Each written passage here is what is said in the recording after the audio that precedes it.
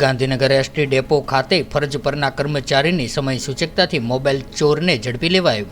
હાલમાં રાજ્યમાં અનેક શહેરોમાં ચેઇન સ્નેચિંગ તેમજ મોબાઈલ ચોરીના બનાવો રોજિંદા જોવા મળી રહ્યા છે, જેમાં ખાસ કરીને એસટી ડેપો, ધાર્મિક સ્થળો જેવા ભીડભાડવાળી જગ્યાએ આવા બનાવોનો વધુ જોવા મળતા હોય છે। જોકે પોલીસ વિભાગ દ્વારા આવા સ્થળોએ સીસીટીવી સર્વેલન્સ તેમજ પોલીસ પેટ્રોલિંગ સહિતની કામગીરી કરવામાં આવતી હોય છે। ત્યારે આવો જ એક બનાવ રાજ્યના પાટનગર ગાંધીનગરના મુખ્ય બસ સ્ટેન્ડ ખાતે બનવા પામ્યો હતો, જેમાં એસટી ડેપોના ટ્રાફિક કંટ્રોલર ધર્મેન્દ્રભાઈ પંડ્યાની સમય સૂચકતાથી મોબાઈલ ચોરીને ઝડપી પાડવામાં આવ્યો હતો।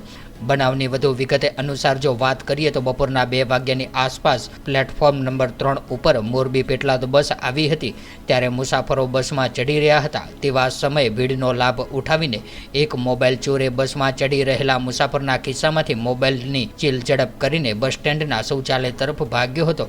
ત્યારે બરોબર આ જ સમયે પૂછપરછના કેબિનમાં બેઠેલા ટ્રાફિક કંટ્રોલર ધર્મેન્દ્રભાઈ પંડ્યાની નજર આ મોબાઈલ ચોર પર પડતા જ સહેજ પણ સમય ગુમાવ્યા વિના જ મોબાઈલ ચોરની પાછળ દોડી આવ્યા હતા અને ટોયલેટમાં ઘૂસેલા મોબાઈલ ચોરને ઝડપી પાડ્યો હતો અને બસમાં બેઠેલા 60 વર્ષીય મુસાફરને બોલાવીને તેમનો મોબાઈલ સુપરત કર્યો હતો, તેમજ સેક્ટર 7 પોલીસ સ્ટેશનને ઘટનાની જાણ કરીને મોબાઈલ ચોરને પોલીસને હવાલે કર્યો હતો। ત્યારે સમગ્ર ઘટનાને પગલે ગાંધીનગર બસ મથકે લોકોનો જમાવડો એકઠો થઈ ગયો હતો અને જાબાજ ટ્રાફિક કંટ્રોલર ધર્મેન્દ્રભાઈ પંડ્યાની બહાદુરી અને સતર્કતા બદલ અભિનંદન પાઠવ્યા હતા અને મોબાઈલના માલિકને ટ્રાફિક કંટ્રોલરનો આભાર માન્યો હતો।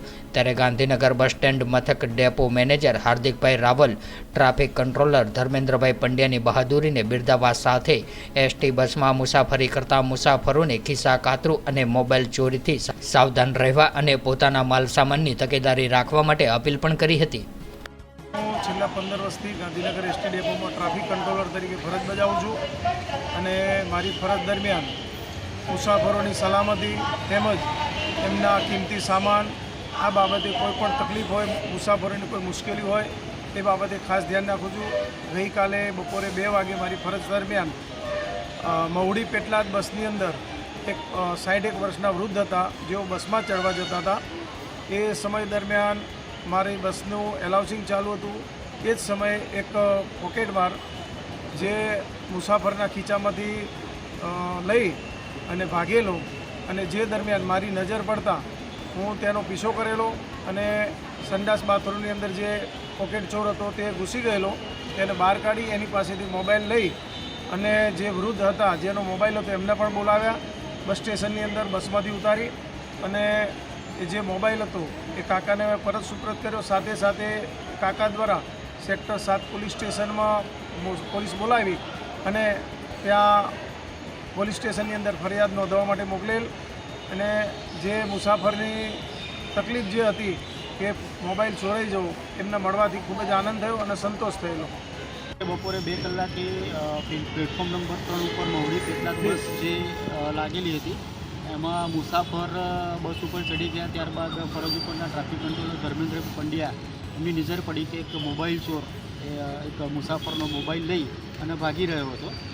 એ જે મોબાઈલ ચોર મોબાઈલ લઈને ભાગ્યો એને ફરજ ઉપરના કંટ્રોલરે જોયો એટલે એની પાછળ દોડી અને એ દોડીને ભાગી ગયો। તો ટોયલેટ બ્લોકમાં જે બસ સ્ટેન્ડનું ટોયલેટ બ્લોક છે ત્યાં અંદર ગયો અને સિમ કાર્ડ કાઢીને મોબાઈલ લઈ જવાની તૈયારીમાં જ હતો અને ફરજ ઉપરના જે ટ્રાફિક કંટ્રોલર ધર્મેન્દ્રભાઈ પંડ્યા છે એમની સમય સૂચકતા એમણે રાખી એટલે જે મુસાફર હતો એમનો મોબાઈલ એમને પરત મળી ગયો અને ત્યારબાદ એ મોબાઈલ ચોરને મોબાઈલ માલિક અને બેને રૂબરૂ હાજરમાં રાખી મોબાઈલ પરત કર્યો અને મોબાઈલ ચોરને પોલીસને હવાલે કરવામાં આવ્યો।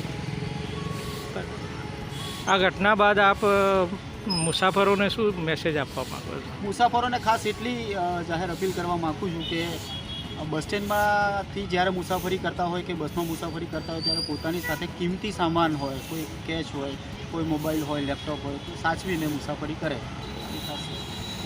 ખાસ કરીને સાહેબ ડેપો ખાતે સીસીટીવી કેમેરાની ઘણી જરૂરિયાત હોય છે અને કુલ હાલમાં 8 સીસીટીવી કેમેરા લાગેલા છે અને જે કાર્યરત છે, તમામ કાર્યરત છે, તમામ સીસીટીવી કેમેરા।